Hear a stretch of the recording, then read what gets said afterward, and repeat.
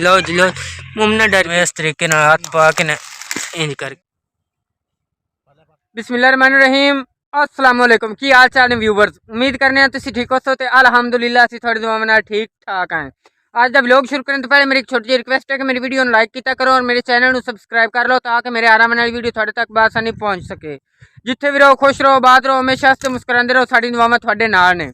हाँ जी तो अज जो है ना आज सुबह सुबह मैं आया मेरे नाल ने जी भाई मिठू और गुलाम बास और इस तो इलावा जो है ना भाई नदीम और मेरे नाल ने वो पर गोंगलू पटते बंदे ने। तो अज जो है ना अज असी सुबह सुबह ही आए हैं गोंगलू पट्टन। गोंगलू मतलब शलजम ए भाई मिठू रिचाई खुलते ने ए शलजम असी पटते बने हैं। तो ए भाई गुलाम बास और है गाजर पट्टी बंदे ने। तो इस तो इलावा इन्होंने को गोंगलू हैं तो मौलवी भैया जो है वो उस साइड से लगे बंदे तो यह वेखो माशाअल्लाह गाजर जो है ना बड़िया बेहतरीन ने। और गाजर के मूलियाँ भी हैं मूलियाँ तो इलावा जो है ना शलजम भी हैं बिच शलजम थोड़ी मिकदार हैं और मूलियाँ गाजर जो है ना वो काफ़ी सारिया ने इतने माशाअल्लाह। तो हुण जो है ना हुण असीं पटते बने गोंगलू ए वेखो ए फिरदा जी शलजम और इस तरीके हाथ पा के इंज कर छेक लेना है वेखो माशाअल्लाह। तो ये बड़े मिठे ने क्योंकि मौसमी गोंगलू ने बेमौसमे नहीं है जड़ियाँ कि शैड वाली सब्जी आउंदियां ने तो बेमौसमे होंदे ने उन्हां दा खावन का कोई फायदा नहीं होंदा ना सब्जी ते ना ही उंज। तो ये जो है ना मौसम की सब्जी है इनके खावन का भी फायदा है।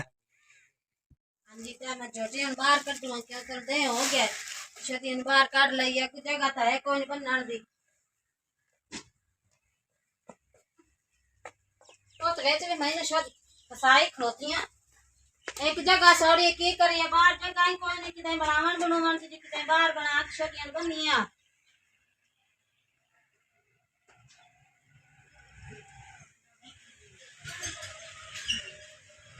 चलो इंदा भी डास रात को नहीं करे है चलो रात ਨੂੰ ਠਾੜ ਤੋਂ बचियां बुचियां तरह ਦੀਆਂ ਨੇ कुछ चोरोकारी ਦਾ मौसम है बाहर भी बनाइए तो किथे बनाइए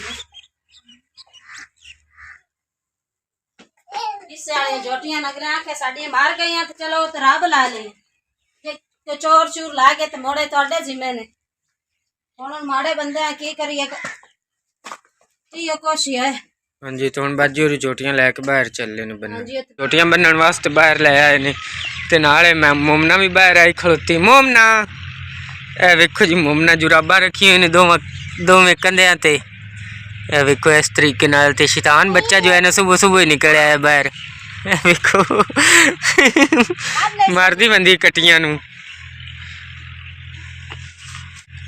लो जी लो मोमना डर गई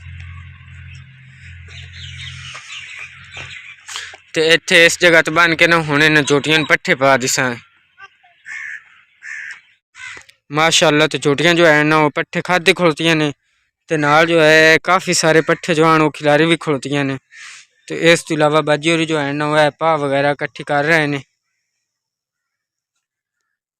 हाँ जी मैं पा इकट्ठी करते पे सुबह सफाई की अंदरों अल्लाह की तो वाह लगी खड़ोती असी तो खुश कोई पी जगह ते पा मैं बाहर सटदी चाह सोक चलो जाती तो मुड़ शाम ਨੂੰ थे अंदर थले सटदी विंदी चलो शदियां ने सोक सुख तरह आंदी है ना इस वजह से क्योंकि रात ਨੂੰ अंदर बननी आंदियां ने इस वजह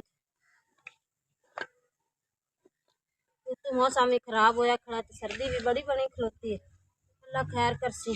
हाँ जी तो मौसम जो है ना वो भी है वेखो बदल जाए बने खड़ोते ने कोई नहीं अल्लाह पाक करम कर सी। तो फिलहाल जो है ना ठंडी हवा चली खड़ोती है।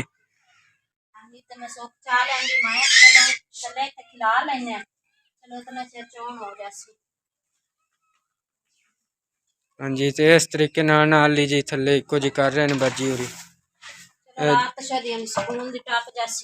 हाँ जी जिमें क्या जगह है ना सीनी ये जी जगह तो फिर आली वगैरह सटनी लाजमी होंगी जरूरी होंगी। हाँ जी ये इस करके